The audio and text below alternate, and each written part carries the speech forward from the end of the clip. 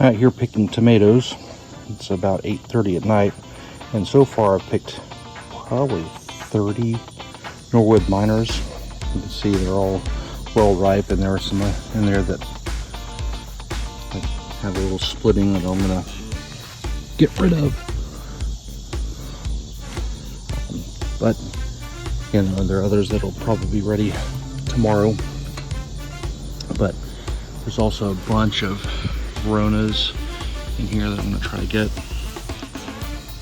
It's been just going crazy with production. You can see back in there, there's plenty more, and they're fairly dense.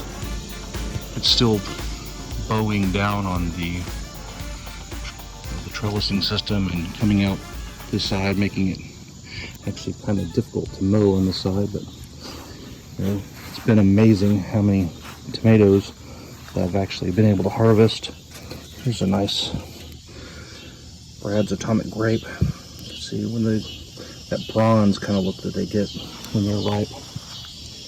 Got some, let's see, I think that's a Black Sea Man.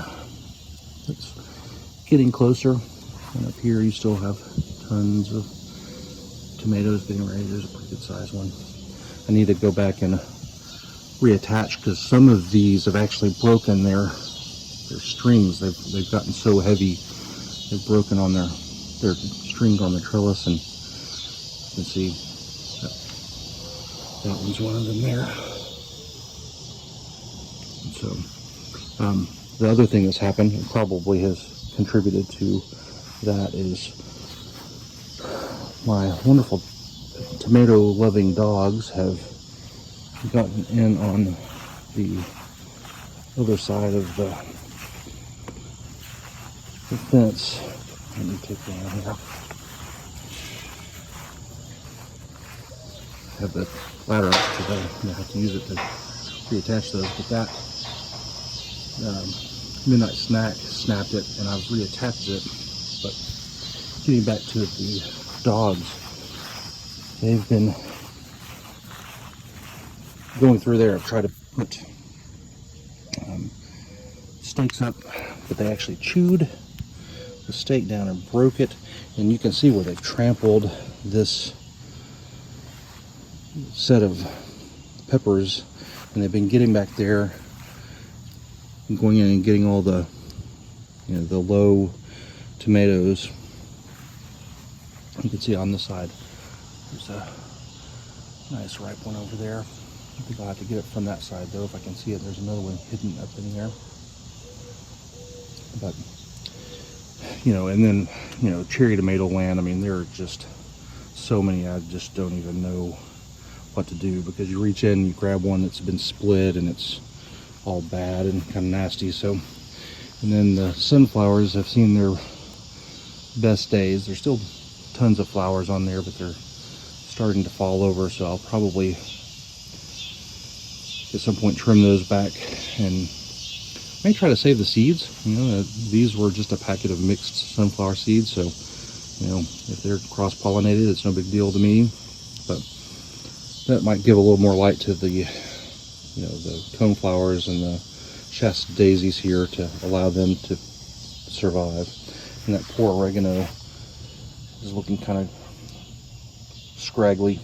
And then there was one over here, but it died out. But again, the dogs go back in there too.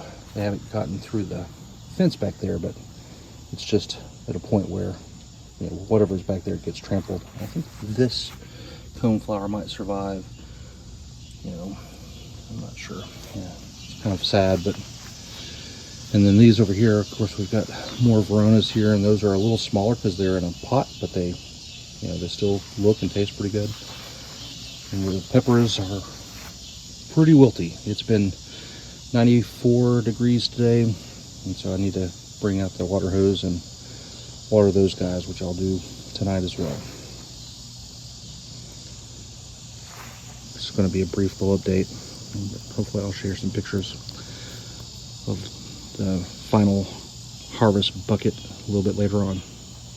Thanks for watching.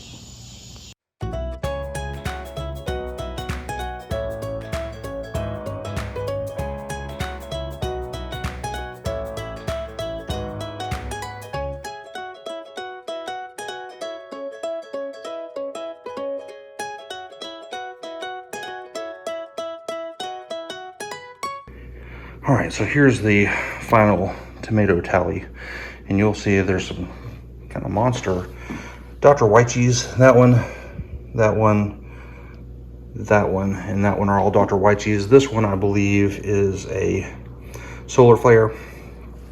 You know, although it could be a triple crop. I can't remember where I got it off exactly, but I got my scale ready because I wanted to weigh this one.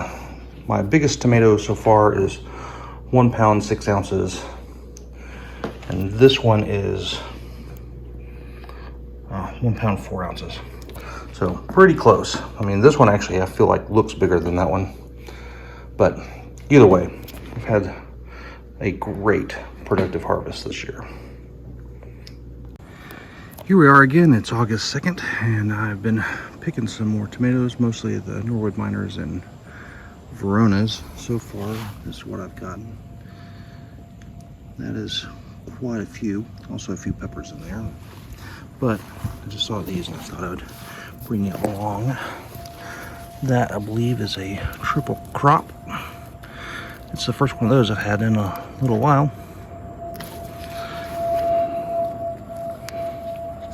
But it is beautiful and fully ripe.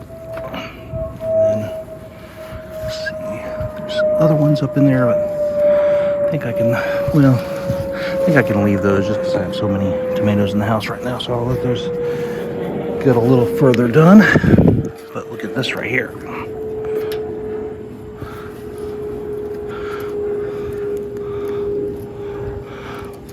These big ones have been hard to pull off, I've noticed,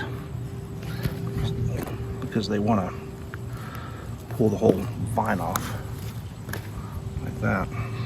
But that's a nice looking solar flare. Looks like we have some Brad's Atomic Grapes that I missed back there. Here's a Black Sea Man. That's most of the way there. There's that triple crop from the side. And you've got some more. See how there's that kind of golden bronze color? That's the sign of a nice ripe atomic grape. And so there's another one down there, a couple. And those over there, they're actually pretty red. I don't know if any of those will be salvageable because the dogs have been trampling through there. But even laying on the ground, nothing's, I don't know, I'll have to check these out, but man, it looks like they may still be okay.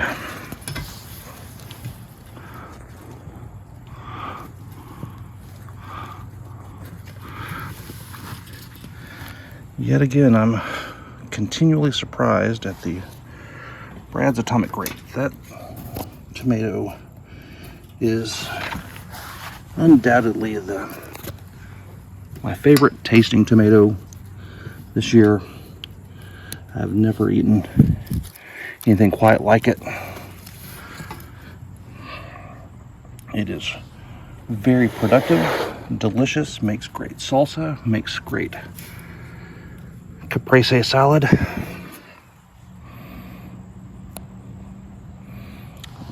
They also make a nice accent addition for pretty much anything you make with tomatoes that are fresh. So I'll grab some of those too.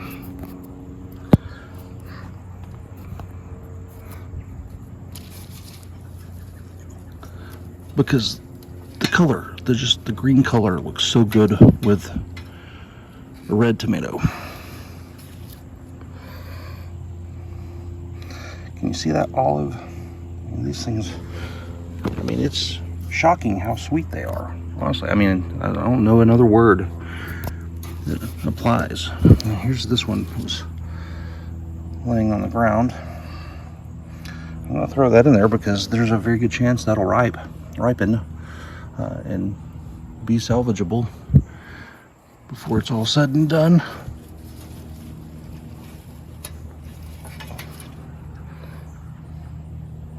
See, this one right here is ripe, but I like to pick them a little bit more where they've got this tinge of orange, maybe a blush of pink almost. Then we go over here. Got, oh, before I move on, let's get that one. That one. See, I just picked these, what, 2 days ago? And I didn't think I'd have any again for a while, but clearly I'm wrong. This one is probably a little underripe. See how it's just mostly that lightish green like those are.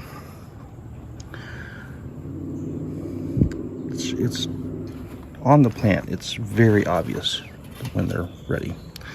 So here's some, I think that's the Dark Galaxy.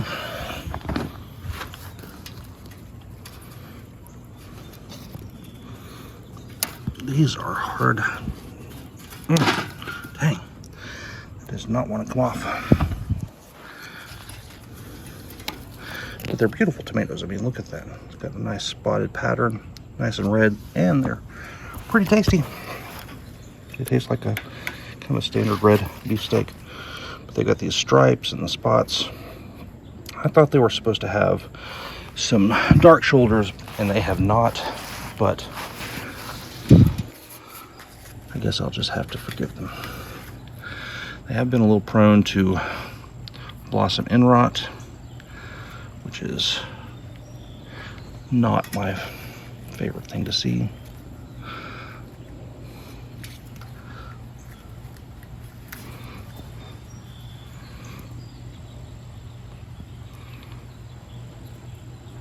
That one's a much more typical tomato appearance without the fancy spots, or this just kind of got stripes, but they're very subtle.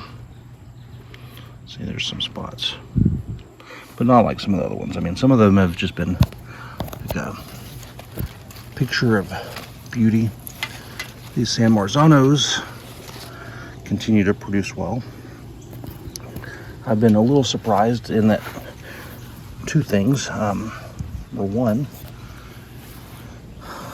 my wife has indicated to me that they're not her favorite tomatoes, and I have to agree, they're not a real flavorful tomato. Here's some more Dark Galaxies. You know, and they're really intended more for making tomato paste. However, the dogs have torn up my garden to get in and steal them. So they have, that's Dr. Wychee's yellow. Those have been beautiful, and actually they taste fantastic as well. But at any rate, so the dogs have been going in and going after those San Marzanos, surprisingly. I mean, I keep hearing from other people that their dogs don't care for the tomatoes. I wish my dogs didn't care for the tomatoes, because even though I could get that much pretty easily every couple days, or maybe actually more frequently than that. There's another. Again, see how it's got that kind of orangish hue pretty well all the way around compared to this one.